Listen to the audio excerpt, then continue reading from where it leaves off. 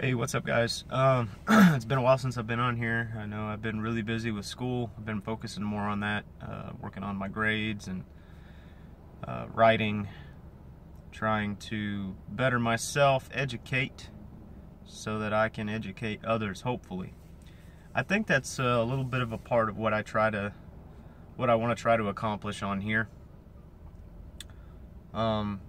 It's a very slow process for me, you know. The videos, I've made a lot, but I haven't thrown any up. Today, I'm just going to throw this one up, edit free, no introduction, just going to throw it out there, just to let you guys know that I'm still here, and, you know, I'm still excited about changes happening that they're going to be good for the not only for the American people, but for myself, for my family, for those around me. I'm excited for positive changes. You know, I want it. I think we all deserve it. I want to say 110% I'm behind Trump. The reason is because there's so much against him. And there's so much, excuse me, I'm at the gas station, people are honking, making sure I'm not in the way. Yeah, I'm not in the way, cool. There's so much against him, you know. And I know that there's some legitimate concerns and some legitimate criticisms against the guy. And, you know, I'm open to discussion about those. I'll discuss it with anyone that wants to talk about it. But see, at the end of the day, I'm a conservative guy, you know. Today, I'm wearing, today I'm wearing the NRA hat, and I'm proud to wear it. You know, I've been involved for 20 years, like 20 years, something like that. I don't know, maybe not that long, but a long time. And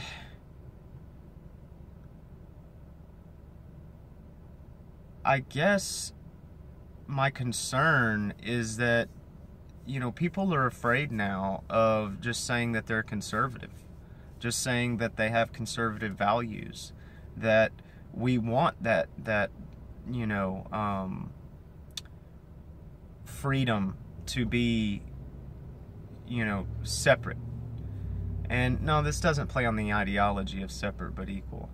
That's not what I'm preaching here. What I am preaching is definitely that inclusiveness. I want everybody to be together and to have fun and to get along and to practice their own beliefs and all that, as long as they're not hurting each other.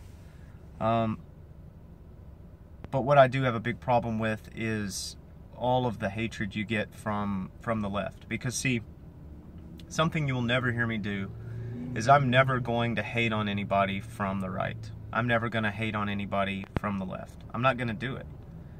I can criticize some. I think that's fair, because I don't see I don't see enough logic in the reasoning. I try to remain as logical as I can. But I think what sparked me just making a quick video today, posting it up, I got a minute left. I'm gonna make it the 5-minute rant like I want to do.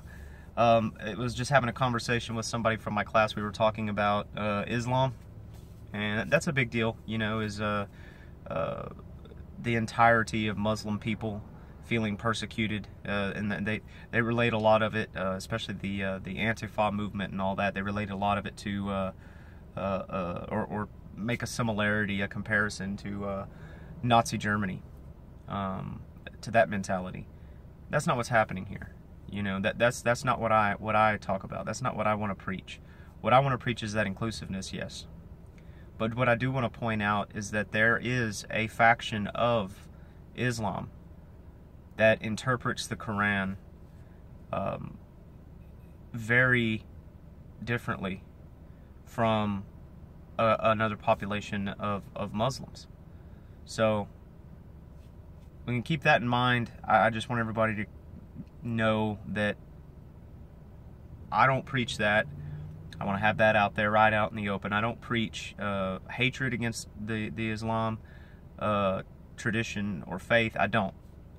However, I've read the Quran.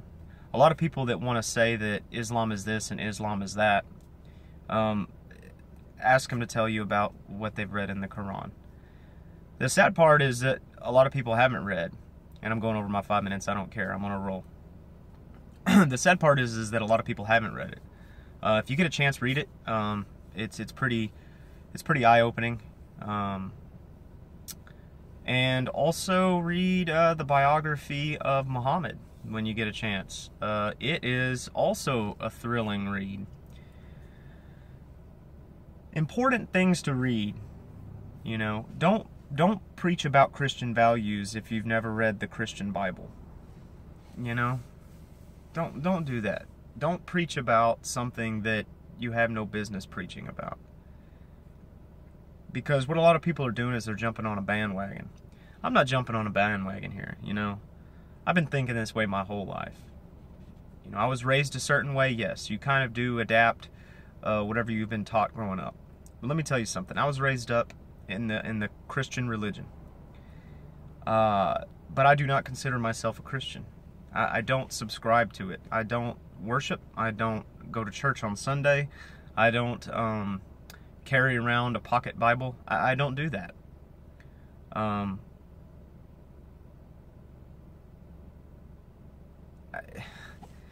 If there's anything that I think right now we need to be carrying in our pocket, it's a pocket constitution. We need to know our rights. We need to know where our rights lie. And one of the rights that's being trampled on every single day is freedom of speech, because they're drawing this line between freedom of speech and hate speech. So I want to be clear. I'm not preaching hatred against anybody for any of their beliefs. But what I will point out is the facts. I'm going to make a video next, I think, to back up some of my claims. I need to take a few notes, of course, and have myself prepared. But I can tell you that the Quran itself is similar to the Bible in many ways. The difference is that within it, we have seen a very clear line drawn between the importance of a man and the importance of a woman. And what makes me really upset is you see a lot of women out there saying, go hijab, you know, seeing all these women wearing the hijab. There's even a rap song out right now about it. There's a couple of them, in fact. What is it? Rock my hijab or something like that. I don't know. I saw a clip of it, and it's disgusting, man. You know, that covering is a symbol of oppression. It's not something to be modest, where the woman is modest. Like, for instance, back in the day, very strict Christians, the women would, you know, just like in the Pentecostal religion, the women wear the dresses, the men wear the pants. You know, thus the saying, who wears the pants in the family, because it's a clear definition of gender roles. I'm not saying I don't prefer a woman in a dress over a woman in pants. I really don't care, to be honest with you. That's not important enough to me to note. What is important to me, however, is people getting it twisted. You know, when it comes to the role of a woman in Muslim society, which is subservient. It is the job of the woman to serve the man. You know, I mean, you can say all day, you know, she should be serving him sandwiches, right? Or you can say something silly like that.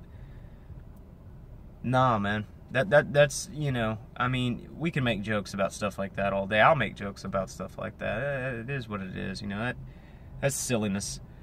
But what isn't silly is the persecution of the woman, the degradation of the woman.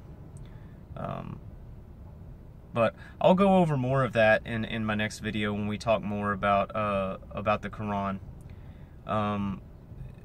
You know, I could sit here and probably find an example on every page where there is some sort of downtrodden action happening.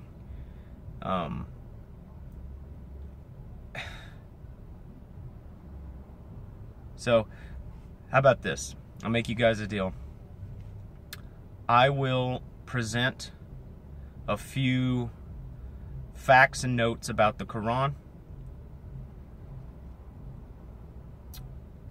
and I'll present a few facts and notes about the Bible.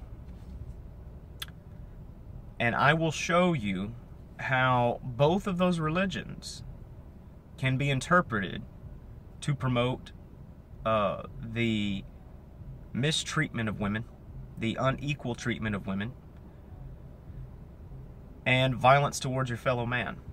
And I will show how it is encouraged in both books. So I look forward to that time, guys. Subscribe, leave a comment, tell me what you'd like me to talk about. If you're with me and you are a conservative and you're for Donald Trump, you know, give me a thumbs up too.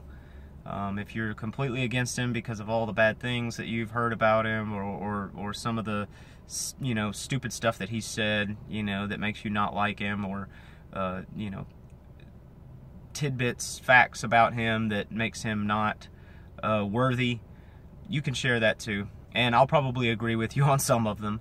But let's get it straight now before people start going off the handle on me about being a Trump supporter. I'm not wearing a Make America Great Again hat, although I do want to make America great again because I don't think we're as great as we could be. But he is the president. He's our president. He deserves our support, our loyalty, our respect. And we should do everything we can to make sure he's a success. We should encourage him, not discourage him. The criticism is definitely something that's within our right to do as well.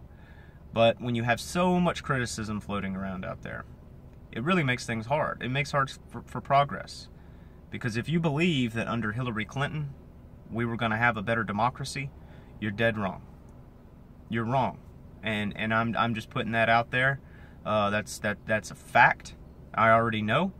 And I know because of she's already been in the government, so the track record's there.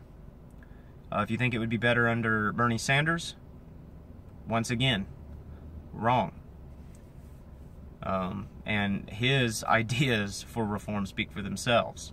They sound great on the surface, but underneath it is a monstrosity. And I can do some talk about that. So you guys can make some requests for me on the next video, and I'll try to sneak it in there just to give you my opinion or my take on it. I don't claim to be an expert on anything. I'm a guy out there trying to learn, trying to figure out things in this world, in this life. Politics and government and the way things are running, that's a big forefront to things because it's history happening right now. You know, if none of you know, I'm an amateur historian. I'm a history major, and so I'm towards the end of my degree right now, so I do a lot of writing and a lot of reading and a lot of research, and I read different stuff all the time. And then in my spare time I just like to read whatever, you know. I like to read different things, and then of course in my spare time too I follow, you know, I keep track of current events and make sure I'm keeping up with that stuff. So yeah, just give me the support, you know. Let me know and give me some comments back. Tell me what you'd like to hear. You know, if you want to correct me on something, correct me on something. I'm gonna be wrong. You know, I'm gonna get some stuff wrong. But you know, just know that when I do my research and I take notes, I come prepared, and it's going to be pretty hard to put me down and say that I'm wrong after I've done my research.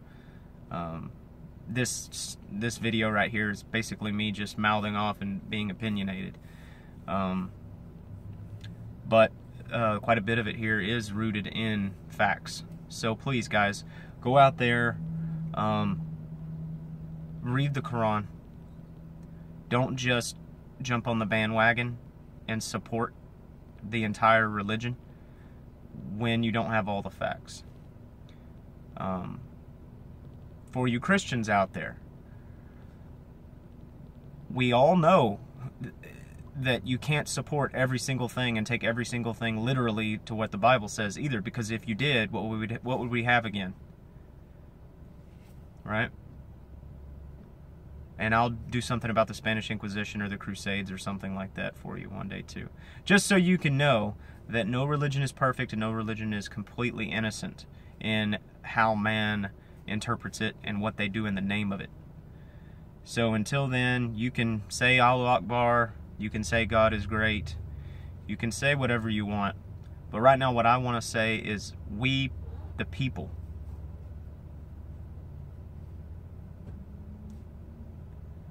are needing to form a more perfect union.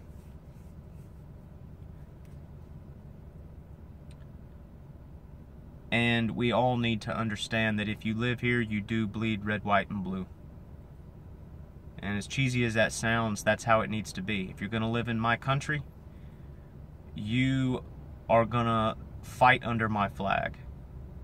And if need be, die under my flag. So that's it for today. Appreciate you guys sticking with me through this long video. This is kind of my comeback. So I'm just going to throw it up there and you guys enjoy and have a good day. Later.